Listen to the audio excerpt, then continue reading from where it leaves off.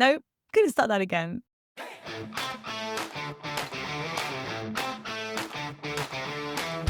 Hello and welcome to the Price Writers podcast with Jeremy Keating and me, Catrin Townsend. Join us as we explore and discuss the world of insurance-related books, offering our insights and recommendations. Today we're continuing with our yearly book roundup, and today we're focusing on history, miscellaneous nonfiction, and our fiction picks. We don't usually talk about fiction on this podcast, so I'm excited to share what we've read and how we felt about it. So, Jeremy, let's start us off with history. Tell us, why do you like reading history books? I really find history exciting and interesting. It's so wonderful to find out how people lived and what they did in the past and how that's different to today.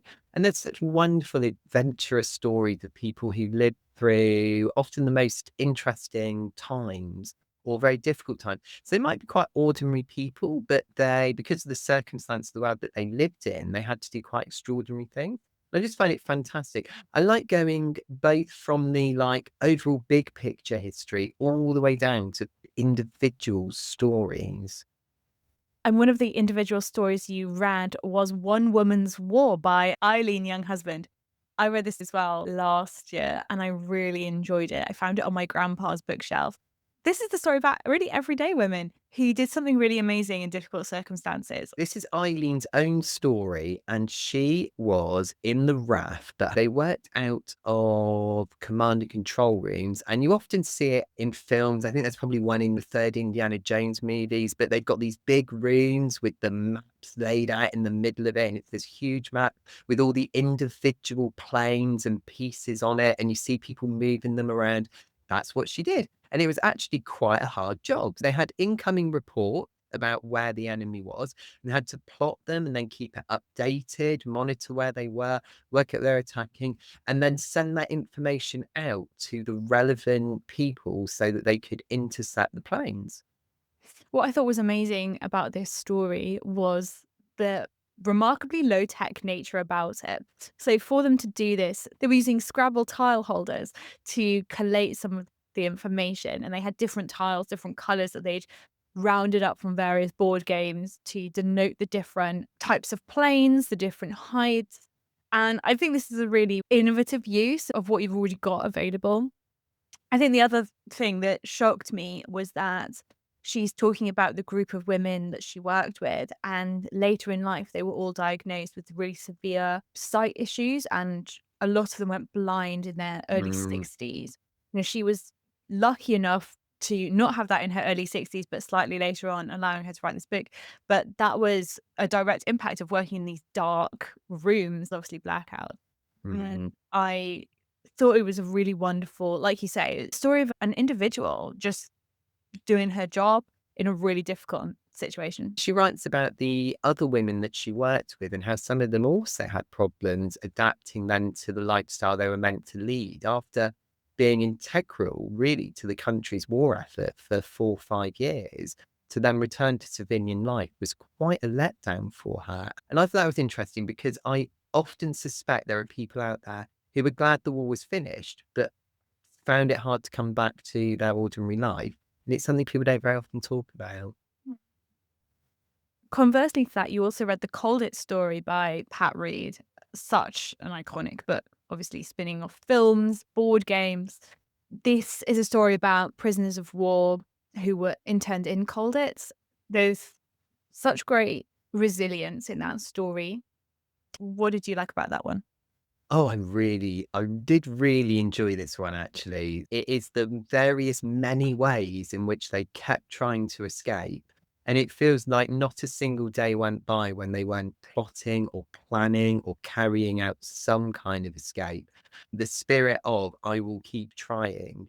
And the reverse spirit of the enemy to accept that people are going to try and escape. And what do they do about it? It's interesting in the sense that in a way, he tells it like it's almost a jolly adventure, but it does occasionally have some quite nasty consequences to what they're doing. So people do die, they are recaptured, some quite bad things happen. I believe the commandant of Colditz was a head teacher. That's in the book, isn't it? So it's quite interesting how there is a certain sort of teachery, schooly side to this book that does come across as well. It's got a real Enid Blyton type Mm, spirit, but I think a lot of that is because a lot of people who were kept as prisoners of war were higher up in the army, and that was because they were coming from privileged backgrounds. So a lot of them mm, had been to boarding school.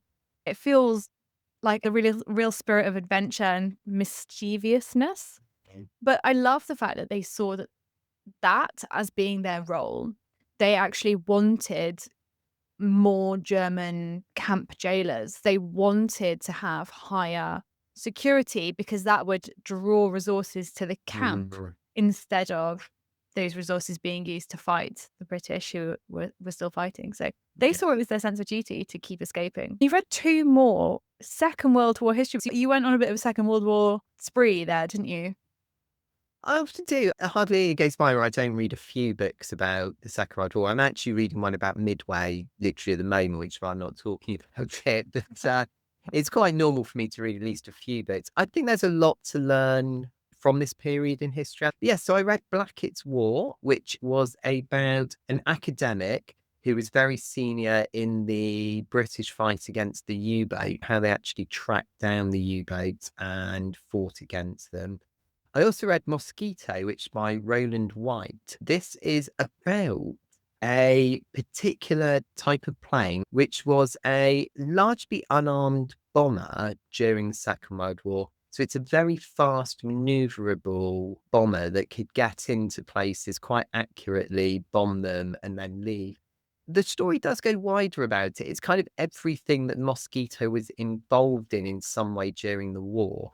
So it was also used to drop spies behind enemy lines. In fact, one of them was used to extract a scientist, was Bohr, yes, Miles Bohr from Denmark. Yeah. from Denmark, and he later went on to be instrumental in the Manhattan Project. So an extremely important event.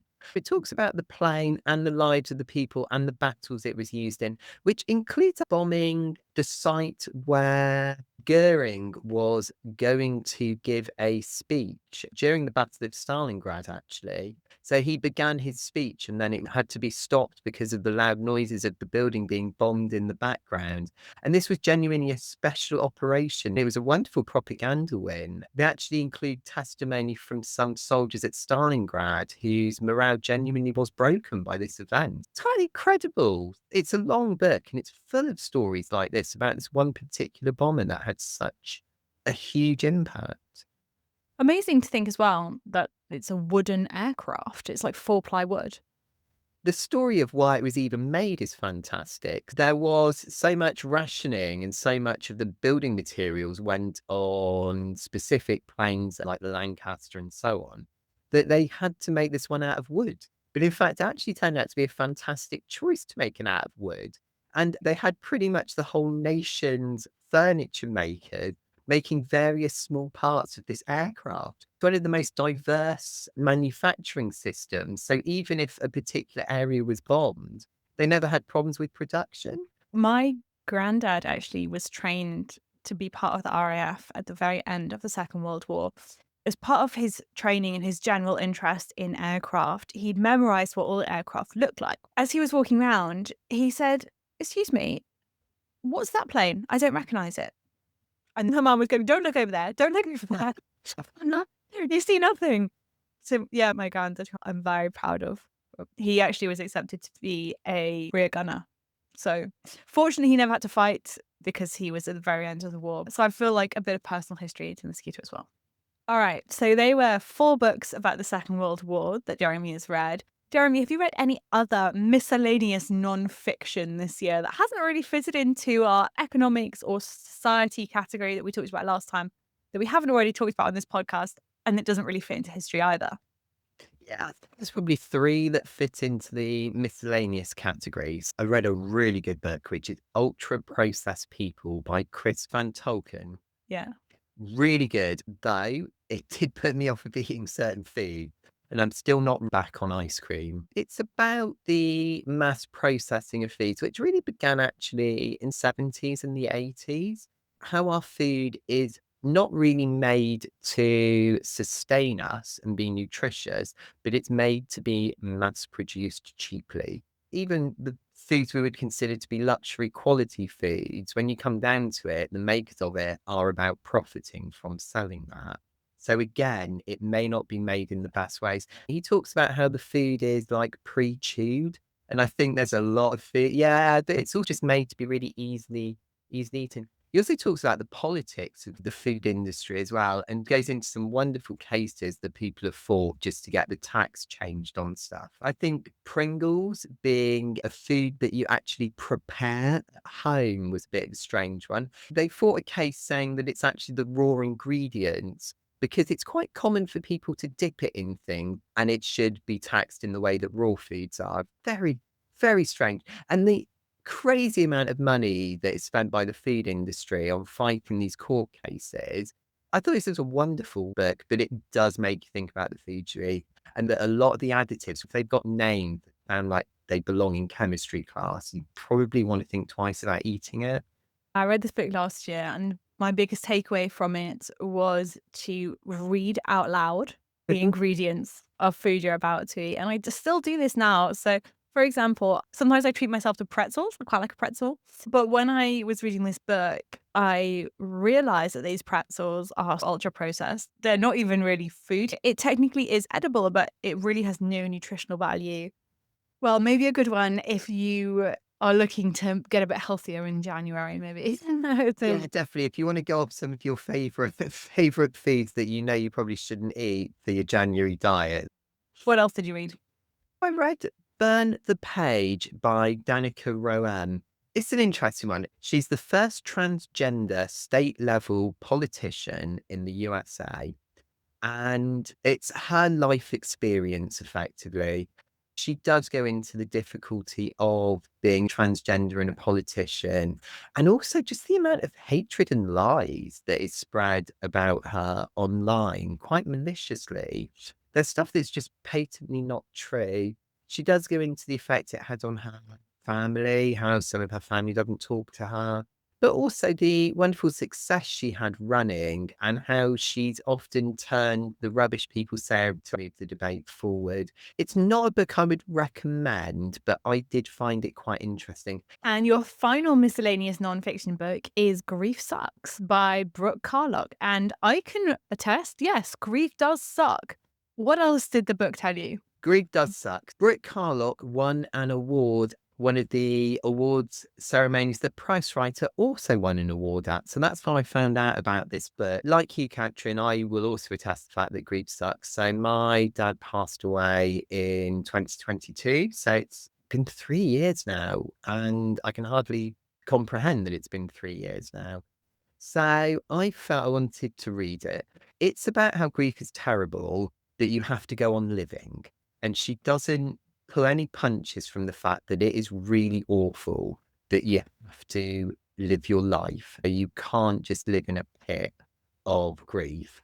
Now, Brooke's experiences are really extreme. I'm not going to list it out because it's really nasty, but she had, in a very short space of time, suffered several bereavements, including one that she found out about while she was at a funeral. It's quite harrowing. One of the things, the exercise is actually about going through the most awful things that have happened to you and that you have effectively survived because you are still alive and you have to live. It's on Audible, I think it's under 2 hours. I would actually say yes to people to read it if they have had similar experience, but it's not an easy read. All right, so now we get to the category that I'm most excited to talk to you about today because we barely ever talk about fiction on our podcast.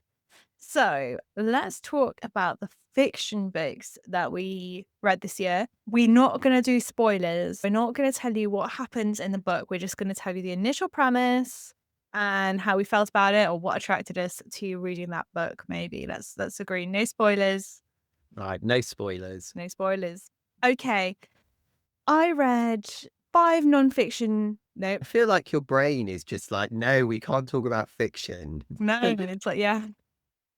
I read a bit of a theme of female writers doing everyday things and kind of the messiness, but also the joy of everyday life. I read 4 books that on that theme. So there's I Hope This Finds You Well by Natalie Sue. This was a book that I just saw on Kindle, a super cheap deal. And the premise is that someone works at a boring office job. She has no friends. She feels very unloved and alone. And she accidentally is granted powers to read everyone else's email. Okay. All Yeah. right. So this has hilarious consequences, of course, but it's really touching. So I love this book. I actually wasn't expecting to like it as much as I did. All This right. this book was really fun. It's really relatable in terms of the, like, passive aggressive emails that she gets, like, what she wants to say when someone is, like, reheating a fish curry in the microwave in the office, that kind of thing. If you do spend a lot of time in an office environment, this one just brings a lot of joy. Can I say, oddly enough, I actually do have power to read all the people that work at PriceWriter's email. I choose not to. Note to self, being nicer in my email. Similar, I also read The Truths and Triumphs of Grace Atherton. And this is the kind of similar person who feels undervalued and lonely and ends up going outside of her comfort zone. One that I was hesitant to read this year was Throne by Sarah Cox, like Sarah Cox from the radio. This is one of those books where it's like from the point of view of 4 people and it keeps switching. They're all women and they all feel similarly disconnected from each other, from their relationships, from their work, and they come together in a pottery class. I'm always a bit nervous about celebrity authors because they sometimes aren't very good. That's pretty honest. I do wonder, was it like, did maybe your name help you a little bit there? Yeah, she is quite honest in the acknowledgements that it went through quite a significant editing process. So I do wonder what the initial manuscript was. But yeah, it was, as I say, it was a fun read. I probably wouldn't recommend that one. I would recommend I Hope This Finds You Well, but I probably wouldn't Okay. recommend the Sarah Cox one. Sorry, Sarah Cox. And then the final book I read on the theme of discontentment and loneliness was The Glitch by Leanne Slade. The audible performance was really, really good. It was actually really fun to listen to. Mhm. And it's about what if I had done something differently in my 20s?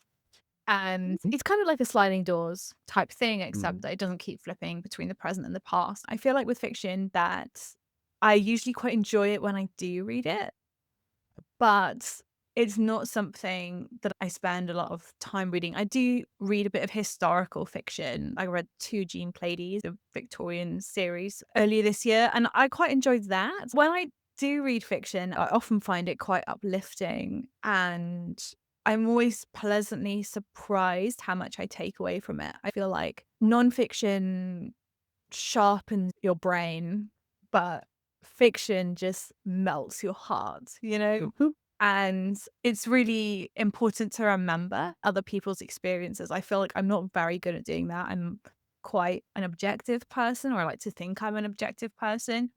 And so even just seeing the point of view of different characters within a book, I think really helps build not just empathy, but a bit more understanding how the people in your life or the people around you work with, whoever it is, Yeah, might be so going seeing through.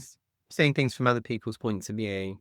Yeah, and I thought the I Hope This Finds You Well book was really interesting because at the beginning of the book, she's quite set in her ways, Mm. and a lot of things I was like, "Oh, yeah, totally relate to that." Like, oh, yeah, there's so much about office life that she really doesn't like, and initially I was like, Mm. "Oh, yeah, that person's annoying. Oh my goodness, I hate it when people do that in the office."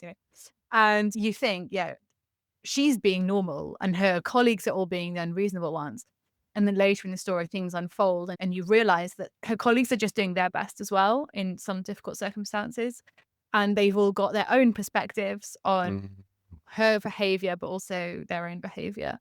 I thought it was a good reminder. I really enjoy these books about doing everyday life and it being a bit hard and a bit unfulfilling, but also some things that they really love.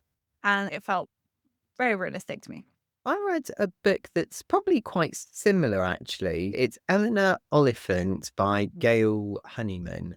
This is about a woman who again works in an office, and she is quite isolated, or at least she's rather isolated herself from the other people that she works with and from the world around her. I would recommend this one actually. It was very good. I Yeah, really it was loved very it, good. and I gave it 5 stars. I honestly was totally gripped by it. Yeah, I was totally gripped by it, and it's an easy to read book. So I would recommend this one. I really liked it actually.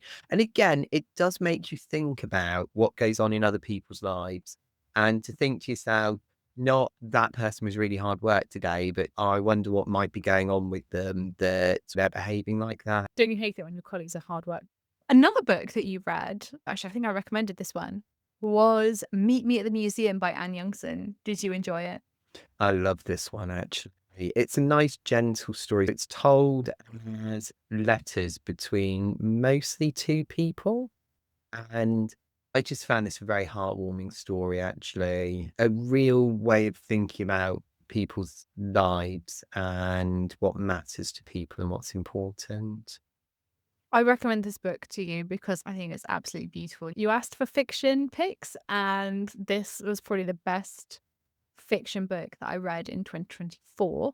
So I'm really glad that you read it this year. It's just so touching and it's got some really wonderful metaphors. One of them is that life is like when you go blackberry picking and you go along the hedgerow and you're picking out all the best blackberries, right? And you think by the time you've got to the end of the hedge that you've got all of the really best ones. And then you look back down the hedge and you suddenly notice from this new perspective all of the ones that you didn't get. And they look really good as well. And it's about the feeling of acknowledging your choices, but also looking forward to and anticipating what's next for you. Yeah, definitely. Because I think part of that is that it's not over. You can walk back down the blackberry bushes again. Yeah. I love Are that they one. bushes? Yeah. Yeah. Hedges, Yeah. shrubbery, the blackberry shrubbery, maybe. Rubber. All right. We must get a shrubbery. And then you read 3 big names. I feel like the next 3 fiction books that you read are very well known. I would think so. So I'll start with the Seven Husbands of Evelyn Hugo by Taylor Jenkins Reid. I love this one, and I wasn't sure I would. It's about a elderly movie star. She started during the real heyday of Hollywood and is now an elderly woman relaying in absolutely unfiltered her actual life and how it really was through all of those years.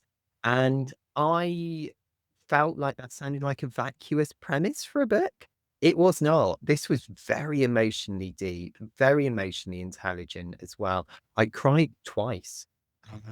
Yeah, it's genuinely a moving story. Big recommend on that one. So I also read Looking for Alaska. If you don't know John Green, he's a brilliant guy. I absolutely love John Green, the work he does in the world as a YouTuber, as an author, as a campaigner, as all the things he does. He's a brilliant guy. It's a great book. I've never read this one before. It's his debut novel. It's his first book. And it's fantastic. The way that he writes about young people. So he was an English teacher, and this book is about young people at school. And I was like, "Oh, it's about young people at school. I'm not gonna relate to that." I really related to this book. It is a coming of age story, but it's well worth reading even as an adult. I totally see why it's regarded so highly by people. Can also mention that it's often banned. Wow, okay. Talking of banned books, you also read The Handmaid's Tale by Margaret Atwood. Now, most people will already be aware of this premise, having either studied it at school or having watched the amazing TV adaptation of it. So let's not go over the premise. But what I want to know is what made you pick up this book this year? Yes, I actually want to read the sequel, which is The Testaments, and I still haven't done that yet. But I first read The Handmaid's Tale in the 90s, so a long time ago. And it'd been such a long time that I was like, "Oh, I should really read the first book again before reading the second book." But it's quite a heavy subject matter. So after reading it, I was like, "Oh, I don't really fancy reading the Testaments yet. I need a bit of a break first." But I'm going to read the sequel at some point. However, The Handmaid's Tale is brilliant, and it's so relevant for now, isn't it? It makes you think about the world that we live in very carefully. And also, Margaret Atwood just is a genius writer. She manages to write 3 time periods regularly in the book, in the same chapter, the same paragraph, and you are comfortable knowing when we're talking about the past. It's brilliant. Just the prose is extremely good, let alone the concept and the story, which are also brilliant. And you have, of course, read this one as well. Yeah, I read The Handmaid's Tale when I was a teenager. I haven't read it since, but I have read the Testaments, and I did watch the TV show. Although I only watched the first 2 or 3 seasons because then it got a bit heavy and I stopped. Oh, I've really heavy. yeah. Quite a big start off with. No. I know. Oh, I know. Oh, I don't wanna do spoilers for the TV show either, but that No. gets, like, progressively heavier as well, I've not if watched the possible. last season. Um, I'm not very good with suspense is my problem, so as soon as it gets, like, suspenseful, as soon as we exceeded the bounds of the book, I obviously didn't know what was gonna happen, and that's just becomes not really, like, evening TV viewing for me at that point. I get too, like, stressy about it. I just felt it went on too long. I did. I think we could have wrapped it up a couple of seasons earlier. Alright. Okay, harsh. Good job we don't review TV series. Okay, the last book I did want to mention was really not my usual style. Every year I try and vary my reading goals a little bit. I'll tell you more about that next time. But I picked this one up because it had a prize winning sticker on. And you know, at Prize Writers, we love an award winning book. So I picked this one up. It's called Held by Anne Michaels. And this is quite a short book that flips between points of view and different people in every chapter. But this is a book that is meant to be read slowly. Mm. Honestly, there were some lines, some paragraphs that I read and reread, for 5, 10 minutes before I even moved on to the next section. Not because it's Wow. hard to understand, but just because it's so beautifully written and so poignant in places. It's It's incredible. yeah, and that's really unusual for me. So I'm really pleased that I read this fiction book because, like I say, nonfiction, usually I'll blast through at 1.5 or 1.7 speed. I know you go Mm, to 2 times speed I sometimes, do, yeah. and we blast through being like, we want to be super productive. We want to hit our reading goal. We want to move on to the next thing, take the knowledge and run. But the thing about reading fiction is that this book, while it doesn't have a lot of plot, it's so beautifully written that you want to linger on it Mm, and you just want to, like, feel all the feelings per yeah. sentence. It really helped me to slow down this year. Wow, that sounds awesome. Yeah. It's definitely one of those books that if you try and describe it to anyone, you sound like a weirdo because So okay. yeah, it's one of those prize-winning books where they're like, "Yeah, but what happened?" And you're like, "Well, nothing, like, really happened." It's like there's, like, you get it. It's not one if you're looking for lots of action and adventure, but really beautiful. Amazing. All right. So we're now almost at the end of the year. We're just coming into December as we record this. How many books have you read this year, Jeremy? I have read 56 books so far. There's a quite a long non-fiction book at the moment that I have been very carefully reading. So that's actually a lower number than I would have expected. I usually do more in the 60s. I probably will break over 60 by the end of the year. So we've still got 5-ish weeks left. I'll be surprised if I don't get to 60, maybe 65. Nice. I'm currently on 64, but like I said, I really enjoyed reading slowly this year. Held by Anne Michaels and also some of the non-fiction as well, having the time to really absorb some of those ideas. Cool. So that's our roundup. We're going to take a little break throughout December. Let's be honest, you just want to read your new Christmas book anyway.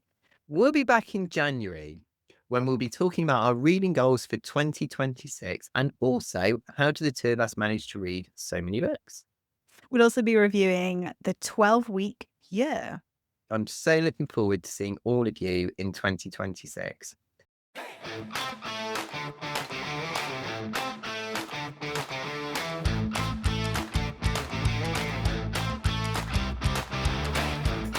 Price Writers transforms pricing professionals into the most respected leaders in insurance. Find out more about our new Price Writers Pro platform by visiting pricewriters.com.